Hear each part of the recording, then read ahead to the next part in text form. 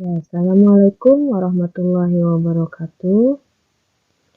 Ini saya akan bahas sedikit mengenai PTS nanti ya, yang akan dilaksanakan tanggal 7 insya Allah, yaitu hari Rabu untuk jam pertama untuk kelas 10 ini ya. Matematika wajib ini jam 7.30 dimulainya. Tapi saya akan posting untuk soalnya di jam 7.25. Jadi kalian sudah bisa membukanya di jam 7.25 atau bisa mempersiapkannya lebih awal agar tidak terlambat ya. Karena waktunya hanya 1 jam.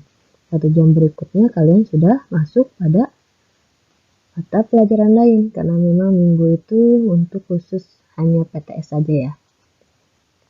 Nah, untuk kisi-kisinya pada MTK wajib ini kita ada 15 soal, yaitu 10 soal PG dan 5 soal esai. Untuk soal PG sendiri, ada beberapa soal PG yang seperti biasa ya. Nah, ada beberapa yang soal PG-nya dengan jawaban yang benarnya itu lebih dari 1. Jadi kalian bisa memilih lebih dari 1 jawaban yang terdapat pada soal. Misalkan ada pilihannya itu A sampai E. Jadi kalian tidak harus memilih hanya satu saja seperti BG, seperti biasa ya. Tapi kalian boleh memilih lebih dari 1. Misalkan 2, 3, atau 4, atau semuanya juga boleh. Kalau menurut kalian itu benar. Karena jawaban benarnya itu ada beberapa soal yang jawaban benarnya lebih dari 1. Nah, untuk soal esainya seperti biasa ya. Soal esai kalian harus kerjakan di kuisnya, di kolom kuisnya itu jawabannya saja wajib dikerjakan, ada jawabannya ya. Jangan hanya mengirimkan penjabarannya saja nanti. Karena penilaiannya tetap saya ambil dari Edmodo. Kalau dikosongkan otomatis Edmodo itu membaca salah. Jadi kalian nanti pasti disalahkan. Jadi saya tidak bisa memberi nilai. Jadi kalian usahakan mengisi jawabannya saja untuk di soal esai. Tapi penjabarannya nanti seperti biasa ditulis di buku catatannya dan dikirim di penugasan yang akan saya post juga di Edmodo. Terus untuk materinya yaitu yang diujikan itu tentang bab 1 dan bab 2 ya, nilai mutlak dan SPLTV. Si pada ingat kan ya? Pada catat kan untuk catatannya, coba dibuka lagi. Nah, di sini nilai mutlak kurang lebih seperti ini yang akan dibahas, yang akan diujikan di PTS besok, yaitu mengenai konsep nilai mutlaknya, konsepnya ya. Di sini terus juga cara penyelesaiannya untuk persamaan nilai mutlak dan juga penyelesaian pertidaksamaan nilai mutlak. Terus juga ada mengenai grafik persamaan nilai mutlak. Nah, ini untuk materi-materi dari bab 1 yang nilai mutlak. Coba dipelajari lagi ya, dipahami lagi agar nanti pas mengerjakannya sudah tidak perlu buka-buka buku sampai nyari di mana tempatnya ya. Jadi kalian sudah tahu. Nah, untuk PTS ini boleh kalian melihat catatan, hanya saja tidak boleh melihat Google ya. Walaupun mungkin memang kalian kan tidak terpantau ya, tidak ada yang mengawasi, saya juga tidak bisa melihat, tapi kan tetap Tuhan Maha melihat. Dan di sini juga PTS ini bukan hanya mencari nilai kan ya, kalian juga PTS ini untuk menguji kemampuan kalian, bahwa kalian tuh kurangnya di mana, jadi nanti bisa kita perbaiki. Jadi diusahakan kalian sesuai kemampuan yang kalian punya, tapi jangan misalkan saya emang nggak bisa jadi dilewati, tidak usaha, itu tidak benar juga ya. Tapi berusaha dulu, kan kalian punya catatan, terus juga dibekali video-video pembelajaran, dipelajari lagi. Jadi agar nanti pas PTS kalian sudah bisa mengerjakannya.